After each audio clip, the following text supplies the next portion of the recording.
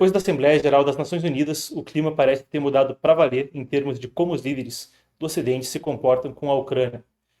No início do mandato do presidente americano Donald Trump, se falava sobre chegar a uma paz o mais rápido possível. Resultado, ele disse que, de todos os conflitos que tentou intermediar, esse que ele pensou ser um dos mais fáceis se tornou um dos mais difíceis. Não há trégua, não há paz, e, na Assembleia Geral das Nações Unidas, depois de uma conversa com o presidente americano por parte de Volodymyr Zelensky e o presidente ucraniano, veio a publicação de que a Ucrânia poderia retomar todo o território e mesmo ir além dele, uma posição inédita do presidente americano. Agora, em meio a incursões aéreas em espaço aéreo de membros da OTAN e tensão com Moscou, o continente europeu também discute soluções de segurança para o futuro e a continuidade também da compra de armas para a Ucrânia. A notícia agora é a seguinte: líderes da União Europeia se reuniram hoje em Copenhague, na Dinamarca, quarta-feira, 1º de outubro, para quem estiver assistindo no corte, para discutir posições sobre defesa e apoio à Ucrânia. Isso acontece, a gente falava sobre incursões a espaços aéreos, depois de incursões de drones e jatos russos em espaço aéreo europeu. Para citar alguns dos incidentes, houve drones, por exemplo, passando por Romênia, Moldávia, Polônia. Houve drones também na Dinamarca, mas de fato não identificados como drones precisamente russos. Ainda assim, os incidentes causaram caos em aeroportos da Dinamarca, também caos perto de bases aéreas na Noruega, levaram a Polônia a acionar o artigo 4 da OTAN, que solicita apoio militar para a interceptação dos drones no território, solicita consultas também. O artigo 5º é aquele que aciona os outros para um ataque, para que se considere um ataque contra um país, para que seja um ataque contra todos. O artigo 4º é apenas para consultas, tá? Para a gente ter esse discernimento. Também teve jatos de combate russos violando o espaço aéreo da Estônia. Estônia é um negócio até que é importante, país pouco citado no noticiário internacional, é um país báltico que era parte da União Soviética, assim como a Ucrânia, e esses 3 países bálticos, Estônia, Letônia e Lituânia, têm um medo tremendo de uma eventual invasão russa, ainda mais depois do que aconteceu em fevereiro de 2022, com a guerra que agora já dura mais de 3 anos no leste da Europa. Então, o que foi debatido hoje? Uma coisa que já estampava as manchetes pela Europa, a criação de uma muralha de drones, uma rede de sensores e sistemas para detectar e neutralizar aeronaves não tripuladas adversárias. Enquanto vale a pena ter o contraponto, o Kremlin, Moscou, nega envolvimento nos incidentes, mas os líderes europeus afirmam que a ameaça é real e defendem maior cooperação militar. Horas antes da reunião, a gente teve a seguinte fala da primeira-ministra dinamarquesa, Mette Frederiksen. Ela disse que isso era uma guerra híbrida que atingia toda a Europa. O presidente francês Emmanuel Macron deu a fala que vocês veem na imagem de capa. Disse que o continente está em confronto com a Rússia. Friedrich Merz, anteriormente, o chanceler alemão, já falava que enquanto não estavam em guerra, não se poderia dizer que estavam em paz. Macron acrescentou ainda que ele era cauteloso com a ideia de uma muralha de drones, disse que a prioridade devia ser sistema de alerta. Fez aí uma ressalva enquanto os debates continuam. Mas a França já está desenvolvendo cooperação nesse sentido com a Alemanha. A OTAN também se manifestou dizendo que uma muralha de drones era oportuna e necessária. Para a gente entender o quão importante seria isso, vale a pena resgatar o que dizia o presidente ucraniano no seu discurso na Assembleia Geral das Nações Unidas, onde ele comparava o que acontecia agora com os drones, a corrida armamentista pelo desenvolvimento deles, em meio à guerra da Ucrânia, com a corrida nuclear do século passado.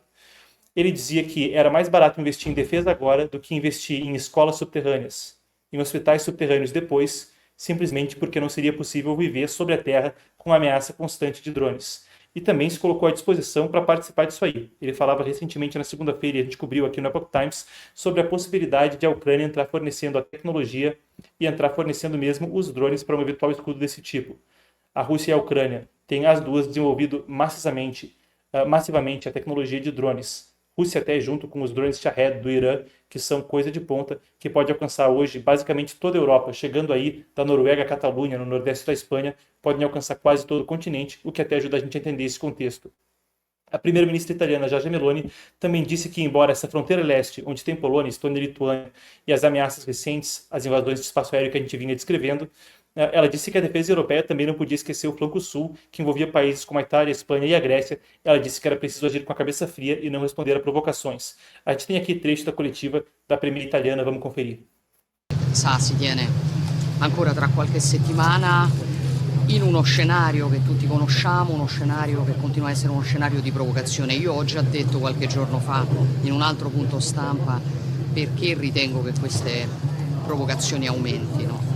Credo che da una parte ci sia un tentativo da parte della Russia di impedire che i paesi europei inviino altri sistemi di difesa antiaerea in Ucraina e dall'altra parte penso che la Russia abbia anche una necessità, diciamo così, di non far notare il fatto che c'era annunciata un'offensiva estiva e che quell'offensiva è fallita. Ciò nonostante penso che noi dobbiamo ragionare a sangue freddo, penso che non bisogna rispondere alle provocazioni, bisogna attrezzarsi, questo certamente sì.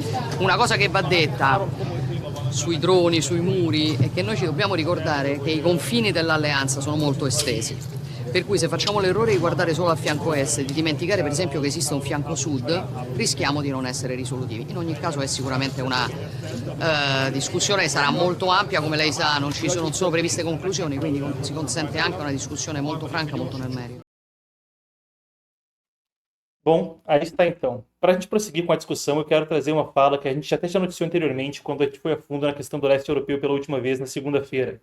O secretário do Tesouro dos Estados Unidos, o Scott Bessent, falava que essa era de fato uma guerra entre quanto tempo aguenta as forças armadas da Ucrânia versus quanto tempo aguenta a economia da Rússia. Mas o quanto aguentam as forças armadas da Ucrânia também é uma coisa que depende do investimento. E atualmente o financiamento europeu é indispensável para que a Ucrânia consiga seguir nas linhas de frente. Essa cúpula não deixou isso passar batido. O uso de ativos russos congelados na Europa. Então, recapitulando, a Rússia é o país mais sancionado do mundo. São 24 mil sanções sobre o país. De longe, o país mais sancionado da história e não é nem comparável com os outros candidatos, Coreia do Norte, Venezuela e Irã. Quando a gente fala dessas sanções, muito dinheiro russo que estava na Europa fica congelado nos bancos.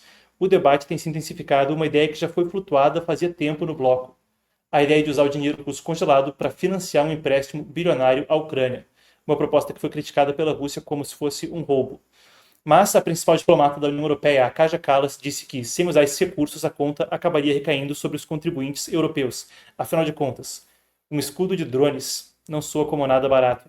Vamos ouvir o que disse então Kaja Kallas pela manhã de hoje. On Ukraine, of course, we are all wanting peace and ceasefire. That's why we are putting more pressure on Russia. We have put forward 19th package of sanctions.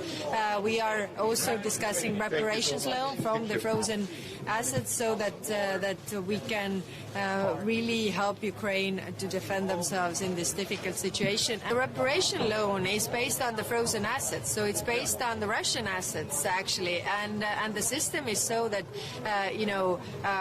if Russia does not pay the reparations to Ukraine, then these assets are not given back. If Russia decides after this war is over to repay all the damages that they have caused, then of course these assets will be given back and this loan is not there.